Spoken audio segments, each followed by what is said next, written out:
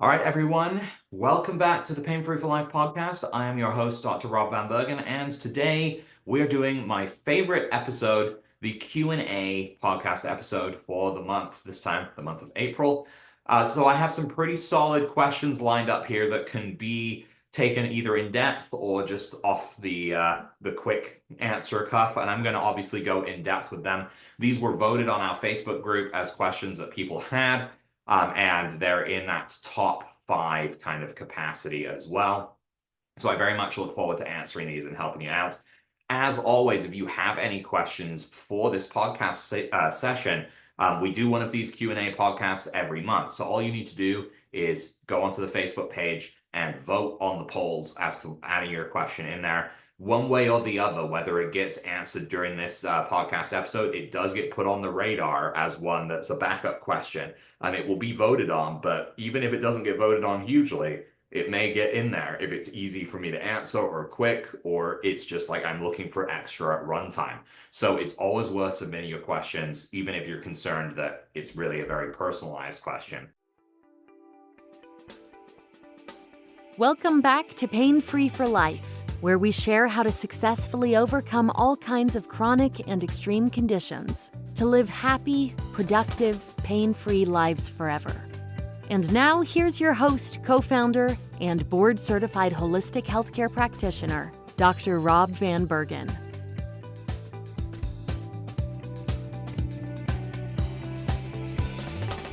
Now, our first question is from Brenda, and she simply asks to learn more about wound care. Now, wound care with microcurrent is something that we've done for quite some years, almost by accident to begin with. And honestly, it's one of those things that can just keep going with the benefits that you can provide. What you really need to do in any case with any kind of injury or anything like this is you need to look at reducing the inflammation, increasing the circulation, and triggering the regeneration. And that's the cusp of almost every therapy, but it's crucial for wound care. So when we're talking about wound care, or as we call it, wound healing, we're looking at the ability to heal wounds that are simply not healing or are healing very slowly at an accelerated rate. This can even apply to wounds that usually would be considered non-healing wounds, things like diabetic foot ulcers that are opening up holes in the tissue in the body. Now, we've done studies on this, so it's not something that we have just lucked out with once or twice. First off, my dad, Dr. Hashay, he did a 100-person wound healing study in Malaysia. And essentially, they got nearly 100%, if not 100%, I don't have the exact stats in front of me, success with these wounds. This was treatment of all diabetic foot ulcers, and these patients all saw the resolution of these. So this was kind of a last-ditch effort of these people are likely going to be facing amputation. So this process kind of involved a few things that I'll talk about in a bit, so you can get an idea of how to employ these yourself or on others around you that need it. But they did not stop there with the studies. In fact, the FDA turns out don't really recognize studies overseas, and we were trying to get wound healing clearance so that we could get these into hospitals to save people from these horrible situations. So we actually had to replicate the same study, and it was done at Stanford University and Baylor School of Medicine, and it took them quite a few years to get those results out there.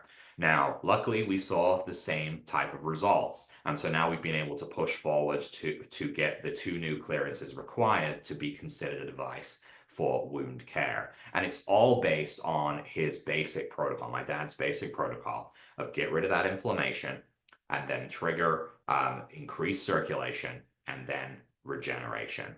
Now, in this wound care study, a variety of tools were used. Obviously, if you're dealing with a wound itself, you can't necessarily treat that wound if it really hurts to do so. So typically treatment with microcurrent is either done around the wounds or on the opposite side of the body. So what I mean by that is if you have, say, a wound on your right hand, you could treat the left hand, meaning that even if this wound is bandaged up, your body's symmetry, your body electric is actually still being triggered by the microcurrent therapy. And so the treatment of the one hand will affect the other in a positive way, and you create that kind of positive feedback loop. So microcurrent is going to do a better job than any of the other tools we have at our disposal when it's usable. So what we would start with is an anti-inflammatory program. Brenda, it would be like 350 hertz or 121 hertz, something to get the inflammation in the body to turn down, because we know the body can't heal when it's inflamed. After this point, what we're going to look at next is we would kind of shift to looking at that blood flow increase. And this is going to depend on the device you have. If you have our Pinnacle device, for example, you just need to use SANA IP. You don't need to worry about any of these other modes. It will automatically do them all for you. But you're going to want to switch to like fMRSI is the one that was actually used in the studies to increase that circulation to the area. And this is the one that increases it by mostly almost as much as the professional levels vaso, but you're looking at close to 400 to 480% increased circulation. So that is a lot to that area. New blood flow brings in nutrients, it brings in oxygen, and allows the body to start to have the presence needed to repair. So that is one of the most crucial steps, but that won't work if you're inflamed, so you have to get rid of the inflammation first. So this would be done by you daily as a practitioner or by the client themselves. And then you want to shift from that into the regeneration piece. For this, we use our blue stimulation mode. And this is a great mode for kind of a little bit of everything, triggering that kind of broad regeneration. And so what you would do in this case is you would transition from those two modes to blue stim. So the best way to do this if you're a practitioner is to do the bigger treatments yourself and then send the client home with a rental device of some kind that can do blue stimulation. You can get these very cheap from us, as low as about $360. And so this allows them to do passive treatment with conductive pads, or to add in something like a chi wave pad, and to be able to saturate that area with PEMF, or just treat, again, the opposite side of the injury site. The blue stimulation does a little bit of anti-inflammatory, it does a little bit of circulation, does a little bit of regeneration. So it makes for a good, consistent treatment process. So you do like 5 to 10 minutes of anti-inflammatory, 5 to 10 minutes of increased circulation, and then you can do multiple sessions throughout the day of blue stimulation to keep things going in the body. Now, for practitioners that have access to it, the SANA Chi device is going to be an excellent choice. The SANA Chi is able to use light therapy as well as PEMF. So you're going to be able to reset the body with the scalar component. Then you're going to be able to saturate it with light, which will have anti-inflammatory, anti-infection capacity to it, and hit it with PEMF, meaning it can go through bandages. It does not touch the wound itself. And although it won't increase circulation by anywhere near as much as the microcurrent, it still does bring in blood flow. However, when you're doing this, you just want to use the same frequency sets. You don't have to change the frequencies for it. You're just changing the delivery method. That's kind of the wound care piece. It's a big piece. It took up a fair bit of time, but it is something that does require persistence. So you're going to need to keep working on it. You can't just do it once and be done. You need to be doing it daily if you can. Chronic non-healing wounds are problematic if we don't get into them and get to the healing. All right, so we've also done trainings on this specifically, so check out our YouTube channel. I think there's a recent training on wound care in there, or in the VIP Facebook group. If you have one of our devices, you'll be able to catch that too. So what about the next question here, which was added, and it is, can you teach me more about nervous system regulation additional to vagus nerve treatments? So I'm going to read that to mean not looking at vagus nerve itself. How do you regulate the nervous system with microcurrent therapy? So good question. And vagus nerve is something we've talked about a lot. So yes, do not devalue the power of vagus nerve. Vagus nerve is going to do a lot to get you the healing process you need. and it will relax the body and the nervous system and correct it over time. But there are other treatments too. Some of our neurofeedback techniques, like our ear clips, which use alpha waves, this can help to regulate a dysregulated nervous system. Another thing that can help as well is to work on the adrenal glands. So when someone's had a fight or flight situation for a long period of time, their adrenals, their batteries can be very low. And simply by even placing one of our Chi Wave pads behind your back, you can start to build that battery back passively while doing other things. And this can help your nervous system to stabilize in the end. I'd say that the biggest thing you can do to help regulate your entire body, nervous system included, is going to be 3 pathways and 6 points.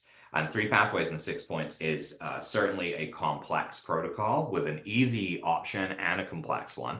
The complex one will do more in the long run, but the easy one is there too. And contrary to popular belief, it can be done on you yourself, by you. You don't need someone else to assist you with it, though it is better if you can have it done with someone else.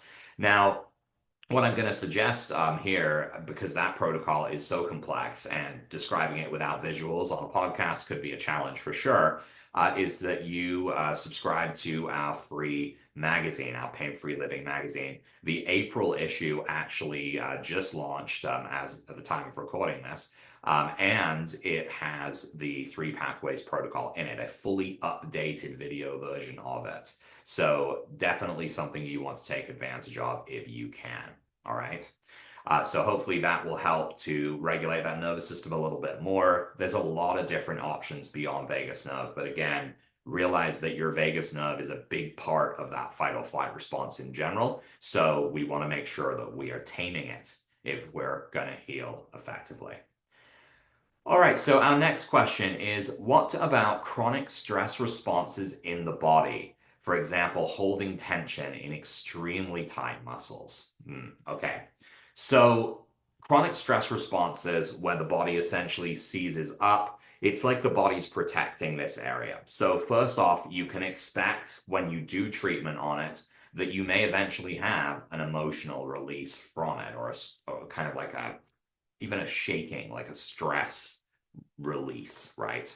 That can be very, very challenging to deal with. So you need to be careful about that for sure. It's just going to process through. It's not going to be long lasting, but don't unexpect that because it is all connected in the body. Now, the tightness of the muscles is something that you have to work on fairly gently or fairly aggressively, depending on your preferred method.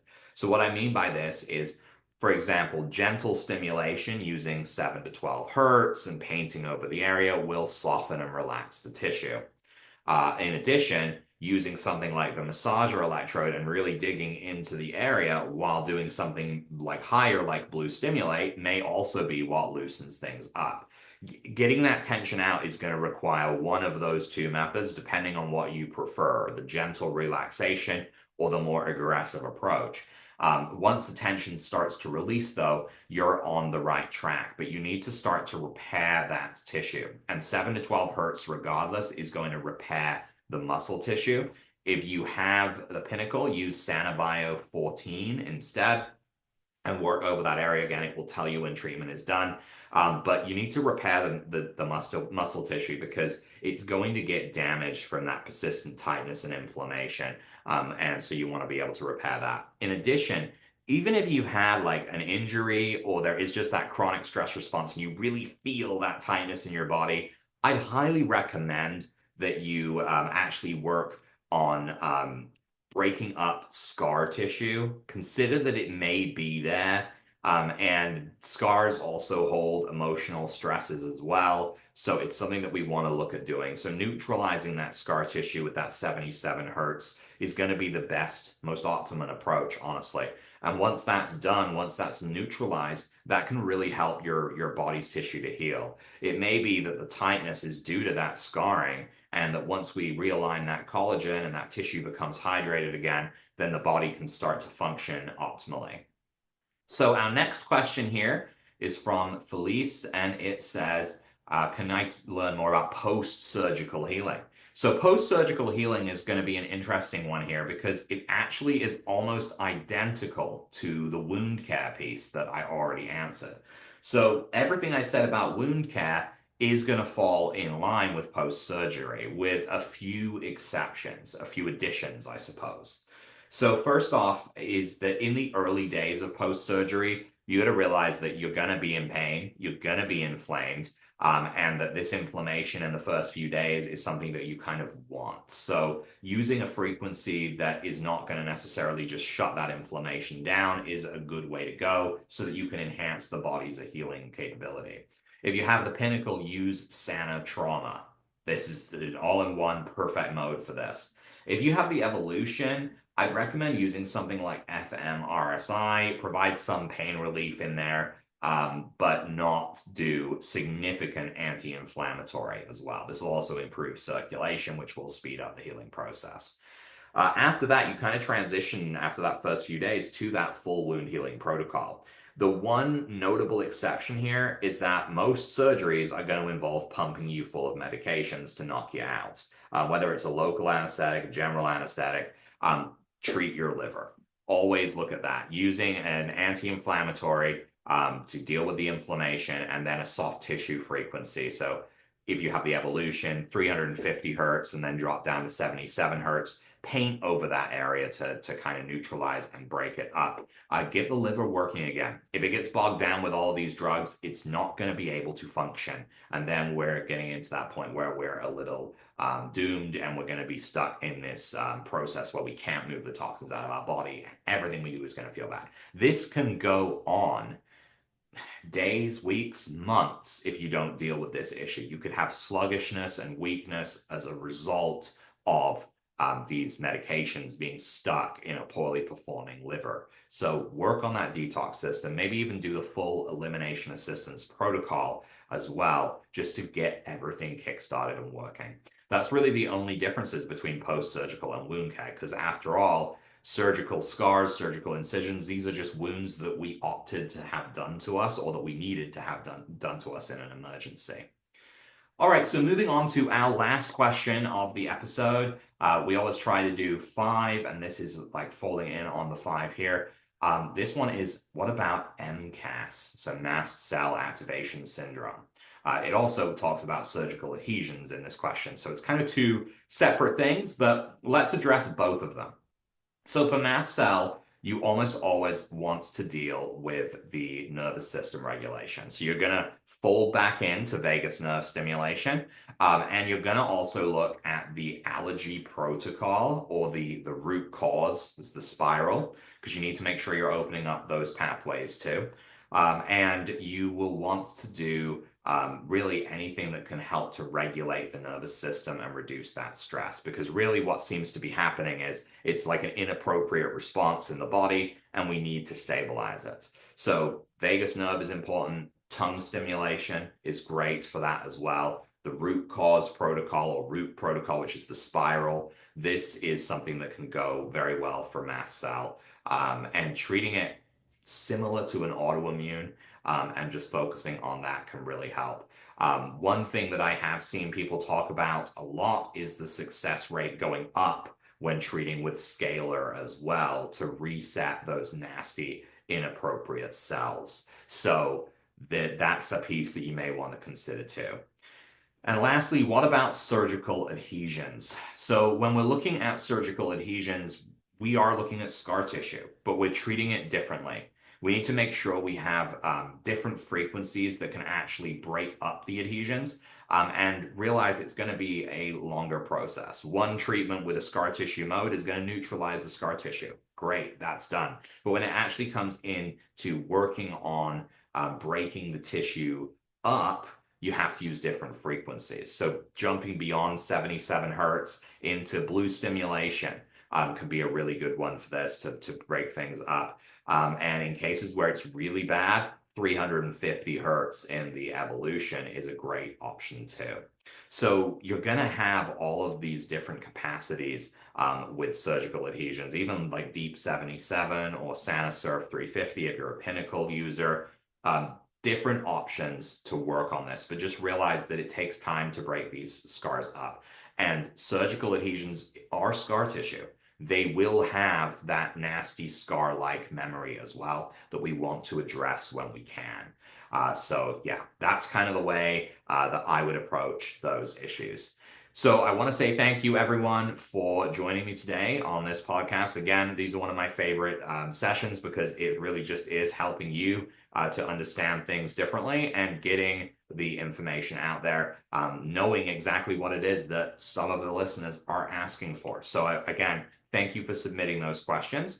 If you want to have a chance of your question being answered in the next Q&A session in May, please head on over to Facebook and add your question to the poll.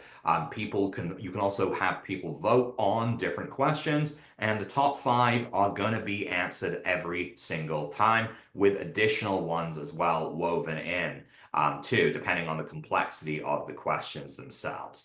So make sure you submit those questions.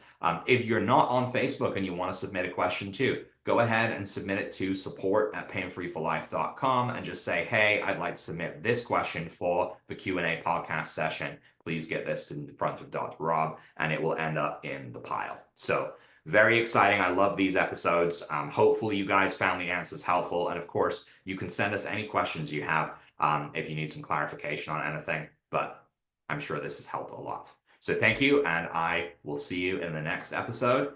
I'm Dr. Rob Vanbergen, and you're listening to Pain Free for Life.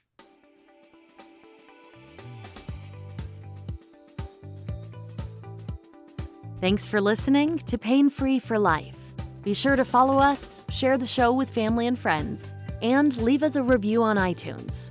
Every time you share the show, you are helping someone take their life back from pain. Visit painfreeforlife.com for more resources, including our free guides to microcurrent, the HACE protocol and inflammation, as well as our blog and online community full of people just like you, successfully overcoming all kinds of chronic and extreme conditions to live happy, productive, pain-free lives forever. And stay tuned for the next episode of Pain Free for Life.